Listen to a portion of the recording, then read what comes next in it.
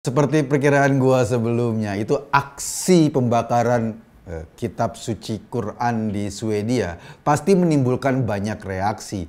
Negara-negara Islam di dunia termasuk Indonesia itu protes keras pada pemerintah Swedia atas aksi Paludan ini. Paludan adalah seorang pemimpin partai keras garis kanan. Jadi partai yang sebetulnya dia juga memusuhi umat Islam.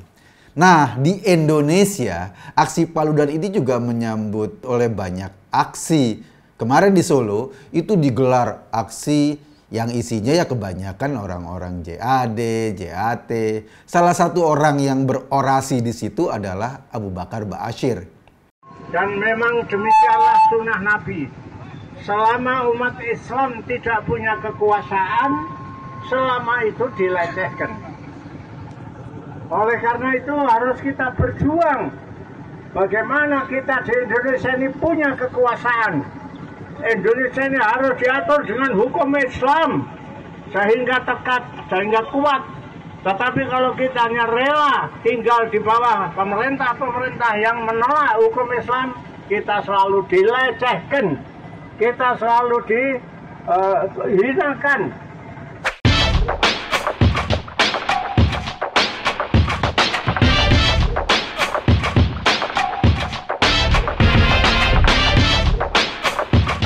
Kita tahu Ba'asyir ini adalah napiter, mantan napi teroris yang sekarang sudah dikeluarkan dari penjara. Dia terlibat dalam berbagai kegiatan aksi terorisme, setidaknya sebagai orang yang memotivasi orang-orang untuk melakukan aksi kejahatan. Kita sebetulnya paham kalau ada kitab suci dilecehkan pasti menimbulkan reaksi. Dan gue yakin reaksi ini bukan cuma di Indonesia tapi juga di seluruh dunia. Tapi masalahnya adalah pembakaran ini yang dilakukan oleh gerombolan yang ada di ekstrem kanan, misalnya ada di ekstrem sebelah sini, akan direspon oleh orang-orang yang ada di ekstrem sebelahnya lagi. Ini yang terus-menerus terjadi. Ini yang terus-menerus berlaku di seluruh dunia.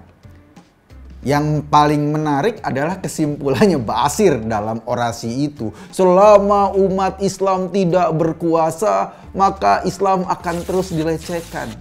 Halo, umat Islam tidak berkuasa, Islam terus dilecehkan. Ini kesimpulan yang menurut gua ngaco.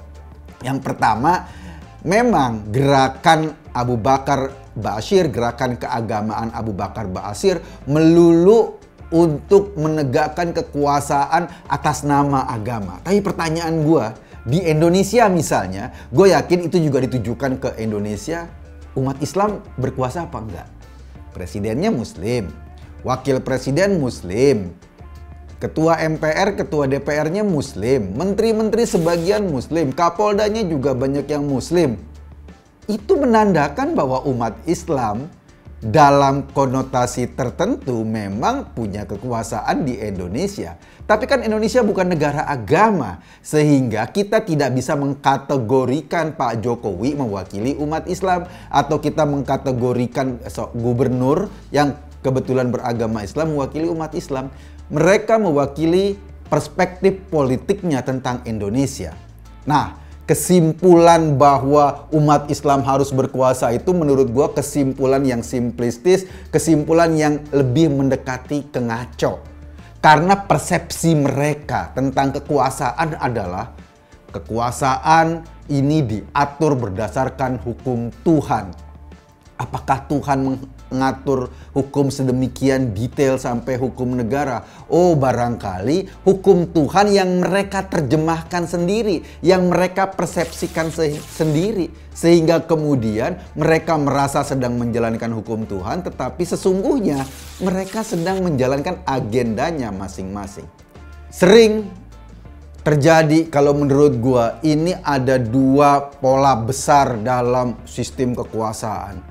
Ada kekuasaan yang memang dibangun atas kesepakatan bersama, kesepakatan banyak orang, berbagai agama, berbagai suku, berbagai bangsa. Itu kemudian kita bersepakat untuk membangun sebuah entitas negara, dan negara ini berdasarkan hasil kesepakatan. Di Indonesia misalnya, Pancasila sebagai hasil kesepakatan bersama.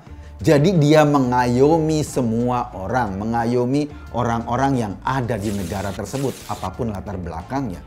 Ada juga orang-orang yang mendesak-desak kekuasaan untuk menciptakan masyarakat homogen. Jadi bukan masyarakat yang terdiri dari berbagai aspirasi dan latar belakang. Mereka mau menghilangkan semua perbedaan sehingga masyarakat dijadikan satu, homogen. Model kayak gini ada dua. Kekuasaan berdasarkan komunisme. Kelompok-kelompok komunisme itu kan mengasumsikan nanti kekuasaan dibangun dengan masyarakat yang homogen. Satu partai, satu persepsi, satu ideologi, dan mereka membangun dengan cara yang keras. Sama, komunisme memang tidak berdasarkan agama, tapi ingin membangun masyarakat yang homogen, yang tidak ada perbedaan di dalamnya. Apa yang diorasikan Mbak Asir ini nggak jauh beda dengan apa yang dicita-citakan komunisme. Bedanya Mbak Asir itu menginginkan masyarakat homogen dalam perspektif agama, menghilangkan perbedaan dan lain-lain, sehingga kemudian masyarakat ingin dijadikan satu kesatuan yang tidak berbeda secara ideologi, tidak berbeda secara agama, diatur dalam hukum agama yang dipersepsikan sendiri. Sebetulnya belum tentu hukum agama, tetapi dipersepsikan sendiri. Gerakan-gerakan ini mirip banget, sama gue yakin dengan kelompok-kelompok ekstrim di Swedia yang membakar Quran. Mereka juga benci dengan perbedaan, makanya mereka melakukan penistaan kepada Quran karena mereka benci dengan orang yang berbeda, sama Paludan. Jadi dia menista orang. Sama, ujung-ujungnya adalah ekstrim ketemu ekstrim. Persoalannya kita yang di tengah-tengah ini, yang nggak mau ekstrim-ekstriman kayak Ba'asyir atau kayak Paludan. Kita pinginnya masyarakat yang memang bernegara dan semua persepsi masyarakat itu diatur dalam konsep kenegaraan yang utuh, yang menampung semua aspirasi, semua perbedaan, semua agama. Itu yang kita inginkan. Gerombolan-gerombolan sejenis Paludan dan sejenis Abu Bakar Ba'asyir itu sebetulnya cuma wajah yang beda sedikit saja.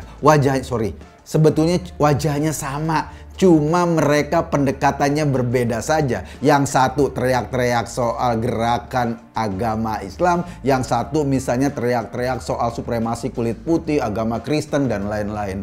Ini berdua sama-sama mau saling menghancurkan, sama-sama mau saling melecehkan, sama-sama mau pingin membuat yang lain hilang dari muka bumi.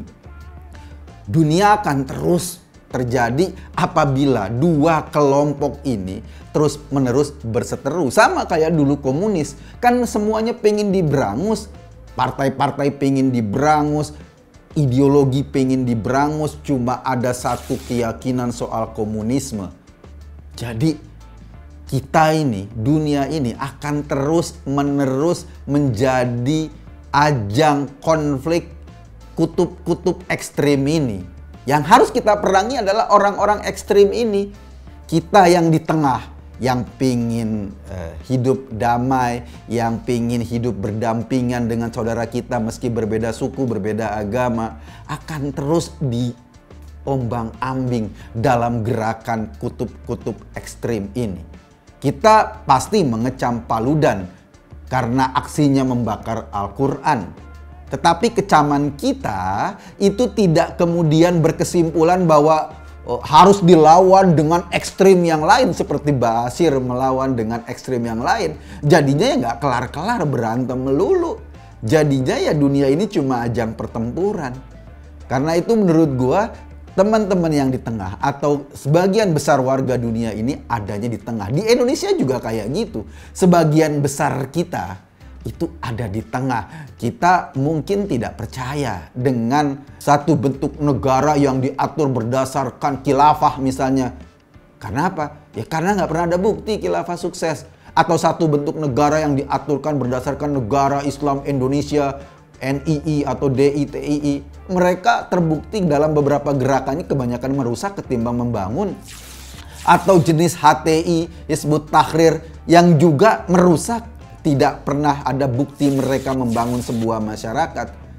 Kelompok-kelompok komunisme juga gitu. Terbukti gagal di Indonesia, terbukti membuat kekacauan di Indonesia. Artinya apa? Artinya yang penting untuk kita selamatkan atau untuk kita perjuangkan adalah merangkul semua orang, sebagian besar orang, untuk tetap ada di tengah. Ada dalam wilayah yang tidak ke ekstrim-ekstriman. Karena dengan cara begitulah kita bisa hidup tenang. Forget it, atau katakanlah kita harus protes pada orang-orang yang menjadikan agama sebagai kesetan, sebagai tunggangan untuk kekuasaan. Ini yang selalu diteriakan oleh kelompok-kelompok khilafah, kelompok-kelompok JAD, JAT macam Ba'asyir itu, atau kelompok-kelompok sejenis Paludan. Sungguh, di Swedia atau di Denmark, Paludan itu cuma punya partai secuil. Orang nggak juga demen sama dia. Di Indonesia, Ba'asyir juga pengikutnya cuma secuil. Orang juga nggak demen dengan kekerasan. Sebab kita mau hidup damai. Ini yang selalu mengancam kita. Karena itu menurut gua sih mengecam dua-duanya. Baik mengecam kelakuan Paludan maupun mengecam gerakan-gerakan yang diinisiasi oleh Ba'asyir. Dua-duanya merusak dunia. Gua Eko Kuntadi di acara Masuk Pak Eko. Terima kasih.